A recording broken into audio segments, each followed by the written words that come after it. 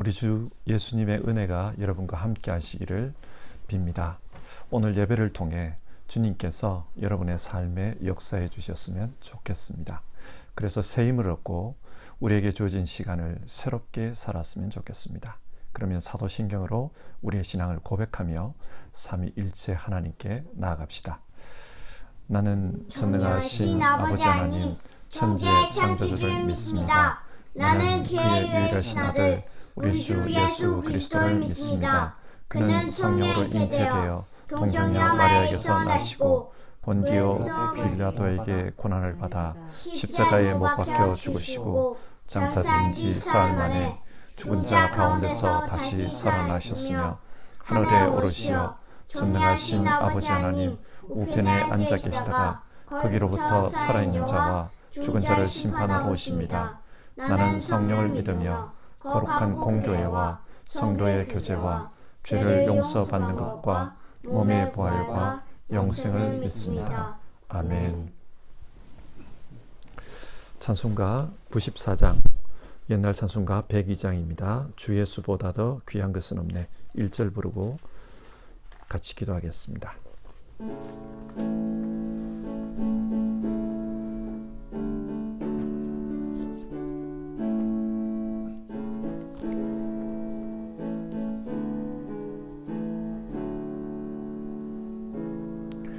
주 예수보다 더 귀한 것은 없네. 이 세상 부귀와 바꿀 수 없네. 영축은 내 대신 돌아가신 그 놀라운 사랑 잊지 못해. 세상 즐거움 다 버리고 세상 자랑 다 버렸네. 주 예수보다 더 귀한 것은 없네. 예수 밖에는 없네. 기도하겠습니다. 사랑이 많으신 하나님, 우리에게 복음을 가르쳐 주시고 그래서 복음을 알고 복음으로 살게 해주시니 감사를 드립니다. 이 복음의 근거에서 신앙하는 모든 주의 자녀들, 정말 그 삶에서 무엇이 가장 중요한 것인지 그것을 늘 생각하며 살 수 있도록 도와주옵소서. 진짜 우리에게 중요한 것과 중요하지 않은 것, 현실적으로 필요한 것과 영원히 소중한 것, 그것을 분별하면서 사는 그런 지혜를 우리에게 주옵소서. 오늘 우리가 부른 찬송가 가사처럼 주 예수보다 더 귀한 것은 없네.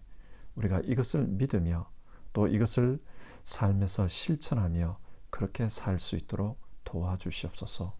오늘 예배 가운데 주님께서 우리에게 주시는 지혜가 있고 또 은혜가 있어서 정말 우리 삶 주 예수 존귀히 여기는 삶 되도록 도와주옵소서. 예수님 이름으로 기도드립니다. 아멘. 오늘 함께 읽을 성경 말씀은 로마서 11장 11절부터 24절의 말씀입니다. 11장 11절에서 24절 한 절씩 교독해서 읽겠습니다. 그러면 내가 묻습니다. 이스라엘이 걸려 넘어져서 완전히 쓰러져 망하게끔 되었습니까? 그럴 수 없습니다. 그들의 허물 때문에 구원이 이방 사람에게 이르렀는데 이것은 이스라엘에게 질투하는 마음이 일어나게 하려는 것입니다. 이스라엘의 허물이 세상의 부요함이 되고 이스라엘의 실패가 이방 사람의 부요함이 되었다면 이스라엘 전체가 바로 설 때에는 그 복이 얼마나 더 엄청나겠습니까? 이제 나는 이방 사람인 여러분에게 말합니다. 내가 이방 사람에게 보내심을 받은 사도이니만큼 나는 내 직분을 영광스럽게 생각합니다. 나는 아무쪼록 내 동족에게 질투심을 일으켜서 그 가운데서 몇 사람만이라도 구원하고 싶습니다. 하나님께서 그들을 버리심이 세상과의 화해를 이루는 것이라면 그들을 받아들이심은 죽은 사람들 가운데서 살아나는 삶을 주심이 아니고 무엇이겠습니까? 만물로 바치는 빵 반죽 덩이가 거룩하면 남은 온 덩이도 그러하고 뿌리가 거룩하면 가지도 그러합니다. 그런데 참 올리브 나무 가지들 가운데서 얼마를 잘라내시고서 그 자리에다 돌 올리브 나무인 그대를 접붙여 주셨기 때문에 그대가 참 올리브 나무의 뿌리에서 올라오는 양분을 함께 받게 된 것이면 그대는 본래 가지들을 향하여 우쭐대지 말아야 합니다. 비록 그대가 될지라도 그대가 뿌리를 지탱한 것이 아니라 뿌리가 그대를 지탱한다는 것을 명심해야 합니다. 그러므로 본래의 가지가 잘려나간 것은 그 자리에 내가 접붙임을 받게 하시려는 것이었다 하고 그대는 말해야 할 것입니다. 옳습니다. 그 가지들이 잘린 것을 믿지 않은 탓이고 그대가 그 자리에 붙어있는 것은 믿었기 때문입니다. 그러니 교만한 마음을 품지 말고 도리어 두려워하십시오. 하나님께서 본래의 가지들을 아끼지 않으셨으니 접붙은 가지도 아끼지 않으실 것입니다. 그러므로 하나님의 인자하심과 준엄하심을 생각해 보십시오. 하나님을 넘어진 사람들에게는 준엄하십니다. 그러나 그대가 하나님의 인자하심에 머물러 있으면 하나님이 그대에게 인자하게 대하실 것입니다. 그렇지 않으면 그대도 잘릴 것입니다. 그러나 믿지 않았던 탓으로 잘려 나갔던 가지들이 믿게 되면 그 가지들도 접붙임을 받게 될 것입니다. 하나님께서는 그들을 다시 접붙이실 수 있습니다. 그대가 본래 돌 올리브 나무에서 잘려서 그 본성을 거슬러 참 올리브 나무의 접붙임을 받았다면 본래 붙어있던 이 가지들이 제 나무에 다시 접붙임을 받는 것이야 얼마나 더 쉽겠습니까? 아멘.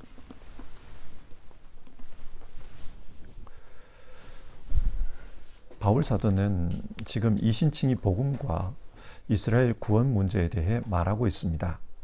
하나님께서 우리에게 주신 복음에 따르면 사람은 오직 예수님을 믿음으로 구원을 얻을 수 있습니다. 하나님은 우리에게 구원의 길을 제시해 주셨습니다. 그 구원의 길은 예수님이었습니다. 예수님을 이 땅에 보내 우리를 위해 죽게 하셨습니다. 그리고 그 십자가에서 우리의 모든 죄와 허물에 대한 값을 치르게 하셨습니다. 그렇기 때문에 예수님과 믿음으로 하나 된 사람은 구원을 얻는다. 그것이 하나님이 정한 구원의 길입니다. 이것 외에 다른 길은 없습니다. 그런데 바울은 이스라엘의 다수가 예수님을 믿지 않는 것을 보며 괴로워합니다. 왜 괴로워하는가? 자신이 아는 복음에 따르면 그 다수는 구원을 얻지 못하기 때문입니다. 그래서 하나님은 왜 이렇게 역사하실까? 그것에 대해 질문하고 또 답을 찾아가고 있습니다. 여러분, 왜 하나님은 이스라엘의 다수가 믿지 않는 것을 그냥 보고만 계십니까? 바울은 구원이 이방인에게 흘러가도록 하기 위해서다. 그렇게 생각합니다. 여러분이 잘 아시는 것처럼 예수님은 이스라엘 사람들에 의해 배척을 받았고 또 십자가에서 죽임을 당했습니다. 이스라엘 사람들은 예수님을 하나님의 아들로 인정하지 않습니다. 그래서 하나님은 이방인을 부르시고 그들 중에 믿는 자들을 하나님의 백성으로 삼으셨습니다. 이 구원과 관련하여 이스라엘 사람들은 하나님의 은혜를 나타내는 부정적인 역할을 감당하게 되었습니다.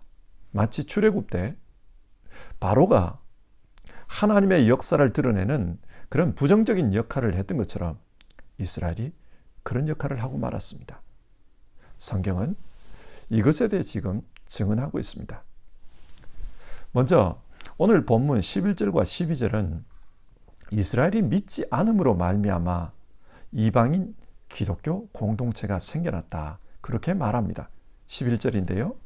그러면 내가 묻습니다. 이스라엘이 걸려 넘어져서 완전히 쓰러져 망하게끔 되었습니까? 구약 성경에서 하나님을 대적했던 바로는 완전히 망했습니다. 그처럼 이스라엘도 그렇게 망한 것인가? 예수님을 대적했기 때문에 완전히 망한 것인가? 바울의 대답은 그럴 수 없습니다. 입니다. 왜 그럴 수 없다고 합니까? 요한계시록 4장은 마지막 때에 하늘나라에서 하나님께 예배하는 장면이 나옵니다. 그런데 그때 24장로가 하나님의 보좌 둘레에 있습니다. 여기서 24장로가 누구인가? 12은 신약의 성도들을 상징합니다. 이들은 12사도를 통해 복음을 믿은 성도들입니다. 그러면 나머지 12은 누구인가? 구약의 12지파, 즉 이스라엘을 가리킵니다. 하나님은 이스라엘을 완전히 버린 것이 아닙니다. 이스라엘 중에도 믿는 자들을 불러서 구원하십니다. 바울은 하나님은 신실하시기 때문에 자신이 택한 이스라엘을 완전히 망하게끔 하시지는 않는다. 그렇게 믿습니다. 그래서 결국에는 이스라엘과 이방인 둘 다 하나님을 믿게 될 것이다. 그렇게 생각합니다. 그러나 지금 당장은 이스라엘이 믿지 않는 그런 상황이었습니다. 믿지 않는 자가 더 많았습니다. 바울은 이것이 일시적인 현상일 거라고 생각합니다. 왜 그렇게 생각하는가? 11절 하반절을 보면요. 그들의 허물 때문에 구원이 이방 사람에게 이르렀는데 이것은 이스라엘에게 질투하는 마음이 일어나게 하려는 것입니다. 이스라엘은 예수님을 믿지 않습니다. 그래서 하나님의 구원 역사가 이방으로 향하게 되었습니다. 그러나 이 역사를 통해 하나님은 이스라엘에게 질투하는 마음이 일어나게 하신다. 그래서 이방인이 열심히 하나님을 믿는 것을 보고 이스라엘도 하나님께 돌아오게 될 것이다. 그렇게 생각합니다. 원래 하나님이 아브라함을 부르실 때의 계획은 아브라함을 통해 모든 민족이 복을 받는 것이었습니다. 이 복은 구원입니다. 하나님은 아브라함을 통해 구원의 복이 땅끝까지 전해지기를 원했습니다. 그러나 이스라엘 역사 속에서 이런 하나님의 계획은 왜곡되고 말았습니다. 이스라엘 사람들은 자신들은 선민이고 이방인은 버림받았다. 그렇게 생각했습니다. 그래서 구원이 이방인에게 전해지는 것을 싫어했습니다. 그런데 하나님은 예수님을 보내시고 이 예수님을 통해 구원이 땅끝까지 전해지도록 역사하셨습니다. 이스라엘은 예수님을 대적하고 죽이는 자의 역할을 했습니다. 그 결과 하나님의 구원은 이방인에게 흘러갈 수 있었고 이방 세계에 교회가 세워졌습니다. 자, 보십시오. 이스라엘의 허물로 말미암아 이방에 하나님의 공동체가 세워졌습니다. 만약 그 이스라엘이 다시 주님께로 돌아온다면 그러면 하나님의 공동체는 얼마나 커지겠습니까? 본문 12절은 이것에 대해서 말합니다. 이스라엘 신앙 공동체와 이방 신앙 공동체 이렇게 되면 정말 하나님의 공동체는 풍성해집니다. 바울은 하나님께서 이스라엘을 지금 버려두시는 이유가 이방의 복음이 완벽하게 흘러가도록 하기 위해서다. 그렇게 생각하고 있습니다. 두 번째로 바울은 이방인의 사도로서 자신의 직분이 지금 이스라엘 문제와 어떤 관계가 있나 그것에 대해 13절에서 15절에 이르러 이야기하고 있습니다. 13절, 바울은 로마에 있는 이방인 성도들에게 자신이 이방인을 섬기는 사도가 된 것에 대해 영광스럽게 생각한다. 그렇게 말합니다. 이것을 다르게 표현하면 나는 내 직분에 대해 자부심을 느끼고 있습니다. 그런 뜻입니다. 여러분은 어떤 경우에 자기가 하는 일에 대해 자부심을 느낍니까? 세상에서는 그 일이 존경을 받거나 혹은 그 일 때문에 큰 보람을 느낄 때 자부심을 느낍니다. 그런데 당시 바울은 이방인에게 복음을 전한다는 이유로 동족인 유대인들로부터 비난과 조롱을 받았습니다. 심지어는 돌에 맞아 죽을 뻔하기도 했습니다. 그런데 왜 나는 내 일에 자부심을 느낀다 그렇게 말합니까? 14절인데요. 나는 아무쪼록 내 동족에게 질투심을 일으켜서 그 가운데서 몇 사람만이라도 구원하고 싶습니다. 자신이 자부심을 느끼는 이유는 이런 이방 선교를 통해 유대인 중에서도 몇 명이라도 구원할 수 있다. 그렇게 생각하기 때문이라는 겁니다. 여기서 시기라는 말이 나오는데요. 이 말을 헬라어로 보면 뭐뭐 옆에라는 말과 열정을 갖게 하다. 그런 말의 합성어입니다. 그러니까 이방인들이 열심히 예수님을 통해 하나님을 섬기는 것을 보고서 유대인들도 옆에서 열정적으로 하나님을 섬겨야 되겠다. 그런 생각을 하도록 하는 것입니다. 바울은 자신의 선교를 통해 이스라엘 사람들이 이런 마음을 가졌으면 좋겠다. 그래서 몇 명이라도 예수님을 열심히 믿는 사람으로 돌아왔으면 좋겠다. 그런 생각을 하고 있어요. 그러니까 자신은 이방인을 위한 선교사로 부름을 받았지만 그러나 동시에 유대인들을 위해서도 일하는 사람이다. 그들로 하여금 시기나게 해서 예수님을 믿게 하는 사람이다. 그 말을 하고 있는 겁니다.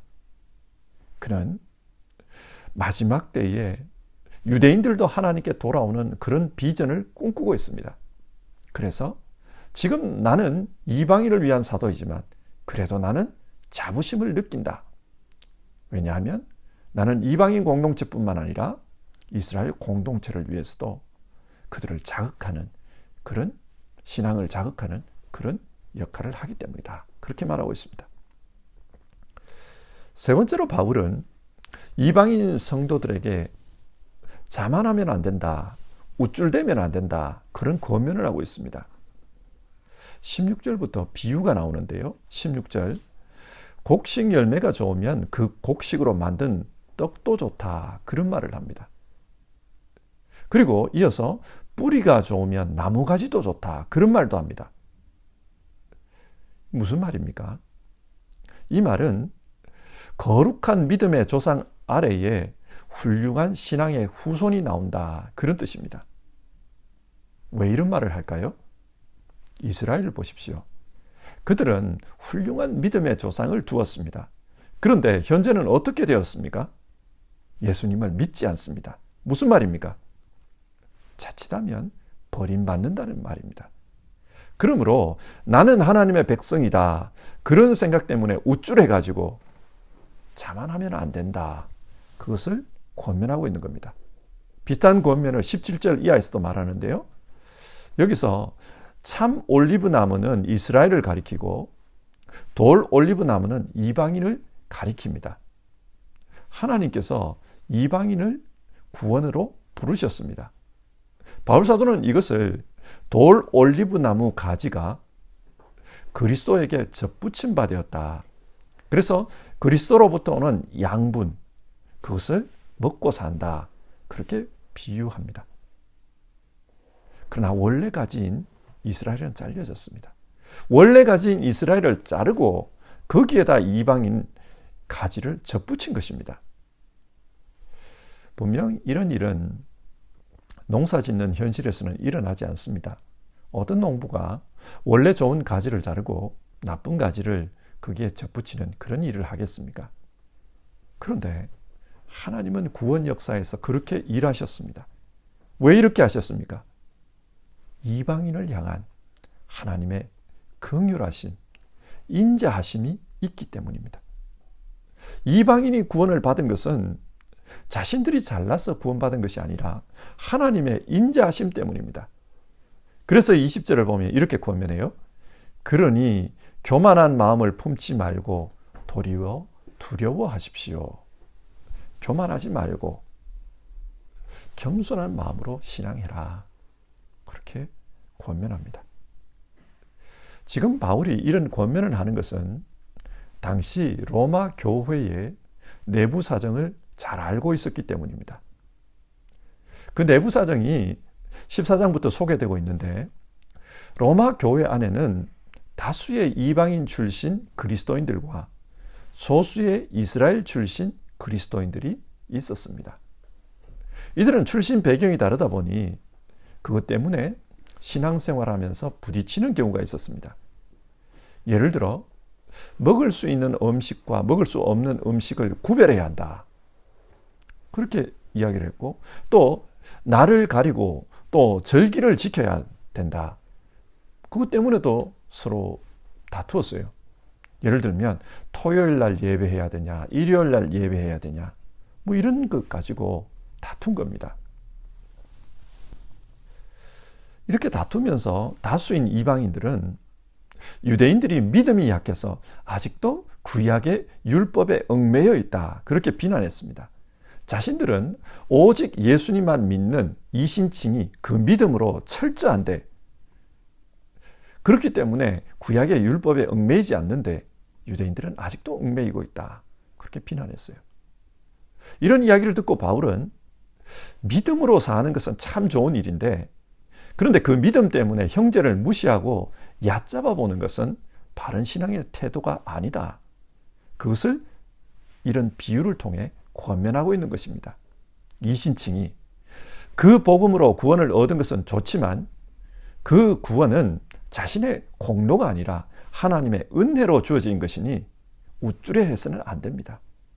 그 은혜에 감사하면서 그렇게 살아야지. 만약 그 은혜를 내 공로다. 나는 예수님을 믿어서 구원받았다. 내 공로다. 그렇게 생각하면 그 옛날 이스라엘 사람들이 스스로 선민이라고 생각하면서 이방인을 무시하다가 하나님의 공동체에서 잘려나갔던 것처럼 이방인 성도들 역시 그렇게 잘려나갈 수 있다. 그 이야기를 하고 있는 겁니다. 그러니 두려워하라. 그렇게 권면합니다. 겸손하게 하나님의 인자하심에 감사하며 형제들과 화목하며 또 자기를 돌아보며 신앙하는 것, 그것이 중요하다. 그 말입니다. 자, 오늘 말씀을 한번 정리해 봅시다. 하나님은 왜 이스라엘이 예수님을 믿지 않는데 그대로 내버려 두시는가? 바울은 하나님의 일하심 속에서 신비한 비밀을 발견하였습니다. 하나님이 그렇게 했기 때문에 이방 땅에 교회 공동체가 세워질 수 있었다는 것입니다. 이스라엘 입장에서 생각하면 유감이지만 이방인 입장에서 보면 정말 이렇게 역사하신 하나님이 감사할 따름입니다. 이런 하나님의 역사에 근거해서 바울은 꿈을 가지고 있습니다. 무슨 꿈입니까? 언젠가는 이스라엘도 예수님에게로 돌아올 것이다. 그래서 하나님의 나라가 이스라엘 신앙 공동체와 이방인 신앙 공동체로 풍성해질 것이다. 하나님께서 그렇게 일하실 것이다. 그 꿈입니다. 그래서 지금 자신이 이방인의 사도로 일하고 있지만 할 수만 있다면 이스라엘 사람들로 하여금 시기나게 해서 몇 명이라도 구원으로 인도했으면 좋겠다. 그런 말도 합니다. 그러니까 지금 믿지 않지만 하나님에게는 이 이스라엘도 중요하다는 말입니다. 그래서 로마 교회 안에서 이스라엘의 전통 문제로 싸우는 이방인 성도들에게 권면을 한 겁니다. 원래 하나님의 백성이 아닌 자신들을 구원해 주신 하나님의 은혜에 감사하며 살아야지 그 구원을 자기 공로처럼 생각하고 자신과 다른 사람을 믿음이 없다고 그렇게 정죄하면 그 옛날 이스라엘이 범했던 실수를 똑같이 범하는 것이다. 그러니 형제와 화목하며 신앙하라. 그런 말을 하고 있습니다. 자, 이 말씀을 오늘 우리 현실에서 한번 생각해 봅시다. 우리 역시 예수님을 믿지 않는 사람들 속에서 살아갑니다. 우리의 생활 공간을 보십시오. 믿지 않는 사람들이 참 많습니다. 자, 그렇다면 우리는 이런 공간 속에서 어떤 마음으로 신앙을 해야 할까요? 어떻게 행동하며 신앙해야 할까요? 먼저는 나를 구원해 주신 하나님께 감사하는 마음을 가져야 합니다. 이방인으로서 원래 조건에 맞지 않지만 참 올리브 나무 가지를 잘라내고 돌 올리브 나무 가지인 나를 구원해 주셨다. 그걸 생각하며 감사해야 합니다. 동시에 하나님께서 나를 구원해 주셨듯이 언젠가는 지금 믿지 않는 저 사람도 구원해 주실 수 있다. 그런 생각으로 살아야 합니다. 뿐만 아니라 지금 나와 신앙이 좀 다르다고 해서 대적하거나 우쭐해서 무시하거나 그래서는 안 됩니다. 얼마 전에 프랑스에서 이슬람 교도에 의한 테러가 있었습니다. 이슬람 교도들이 테러한 이유는 기독교인들이 자기 자신들을 무시한다. 그렇게 생각했기 때문입니다. 여러분, 신앙이 다르다고 대적하거나 무시해서는 안 됩니다. 그리고 우리 역시 다른 누군가에 의해 무시당했다고 그 이슬람 교도들처럼 남을 보복하거나 그렇게 해서도 안 됩니다. 이런 일로 죽고 죽이는 것, 하나님은 그런 것을 원치 않습니다. 오늘 본문은 하나님께서는 믿지 않는 나를 구원해 주신 것처럼 언젠가 믿지 않는 저들도 구원해 주실 것이다. 그렇게 생각하라고 합니다. 그렇기 때문에 현실에서 할 수만 있다면 화목하고 또 겸손한 마음으로 신앙해야 한다. 우리에게 그렇게 말합니다. 우리가 안 믿는 사람들과의 태도에서 이런 마음을 가질 수 있었으면 좋겠습니다. 그리고 믿는 우리 그리스도인들끼리도 나와 좀 다르다고 서로 충돌하거나 무시하거나 그래서는 안 됩니다. 할 수만 있다면 모든 사람들을 존중하면서 우리가 그렇게 신앙했으면 좋겠습니다. 94장 주 예수보다 더 귀한 것은 없네. 우리 3절 부르고요. 다시 기도하겠습니다.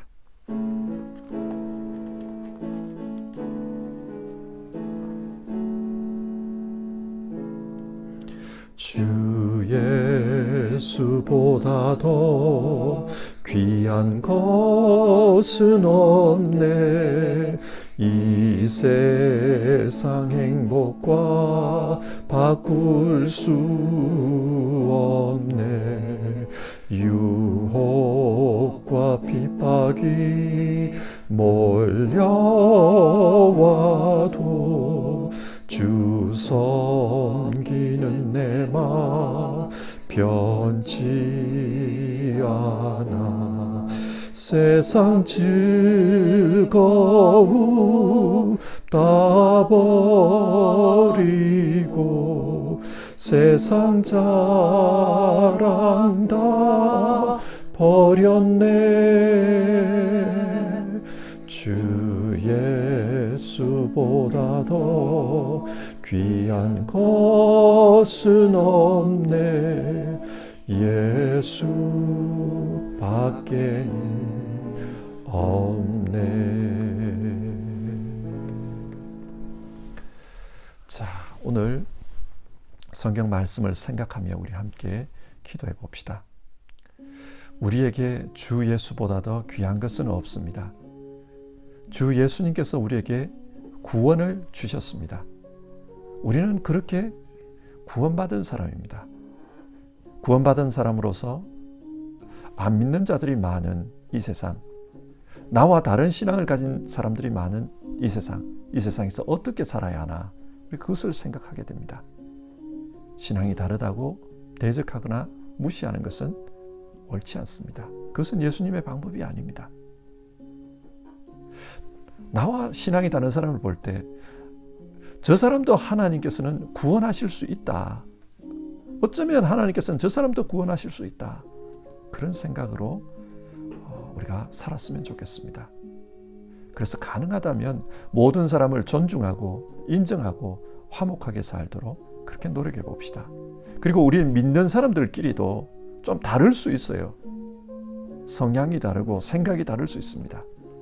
그러나 저 사람도 주님께서 구원한 사람이다. 우리가 그것을 인정하고 존중하며 살았으면 좋겠습니다. 또 하나님의 이 구원 역사는 너무 신비합니다. 그처럼 우리 개인의 삶을 인도하시는 그 하나님의 역사도 대단합니다. 그러니 혹시 어려운 문제, 힘든 문제를 만났더라도 하나님의 그 대단하신 역사, 신비하신 역사가 우리 가운데 일어날 수 있다는 것을 믿으며 소망으로 그렇게 살아갑시다. 같이 기도하겠습니다.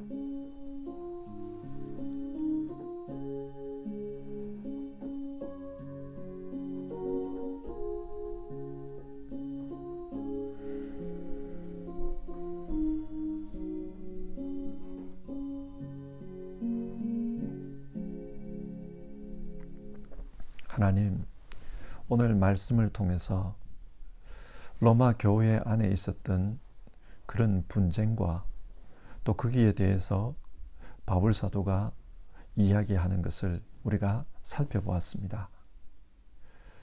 우리와 신앙이 다르더라도 하나님께서 역사하시면 그들 역시도 구원의 자녀가 될 수 있다는 것을 성경은 말하고 있습니다. 그렇기 때문에 바울 사도는 무시하거나 또 우쭐하거나 그러지 말고 서로 존중하면서 화목하면서 그렇게 살아야 된다. 우리에게 이야기합니다. 하나님, 믿지 않는 사람들, 우리와 신앙이 다른 사람들과의 관계 속에서 우리가 이렇게 살 수 있도록 도와주시옵소서. 또 같은 교회에 다니는 사람이지만 생각이 다르다고, 성향이 다르다고 서로 부딪히는 경우도 있습니다. 그런 때에도 우리 역시 화목하기 위해서 노력하며 사는 우리 모두 되도록 주님 도와주시옵소서. 하나님의 이런 구원 역사가 신비할 뿐만 아니라 또 우리가 살아가는 삶의 역사 속에서도 하나님은 신비한 능력으로 일하신다는 것, 그건 믿게 하여 주시옵소서. 우리 성도님들 가운데 어려운 일 만난 분들, 정말로 영적으로 힘든 상황에 있는 분들, 그럴지라도 하나님의 이 구원 역사, 신비하신 역사, 크신 능력, 그것을 믿으며 믿음 속에서 소망 가지고 살아가는 우리 성도님들 다 되게 하옵소서. 하나님의 능력은 너무나도 크시니 모든 것이 하나님 안에서는 가능하다. 그 소망으로 우리 성도님들 힘내어서 살게 하옵소서. 그리고 전적으로 하나님 때문에 새로운 삶을 살아가는 우리 모두 되게 하옵소서. 귀하신 예수님 이름으로 기도드립니다. 아멘.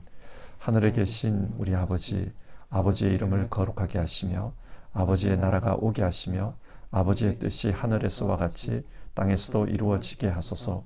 오늘 우리에게 일용할 양식을 주시고 우리가 우리에게 잘못한 사람을 용서하여 준 것 같이 우리 죄를 용서하여 주시고 우리를 시험에 빠지지 않게 하시고 악에서 구하소서. 나라와 권능과 영광이 영원히 아버지의 것입니다. 아멘.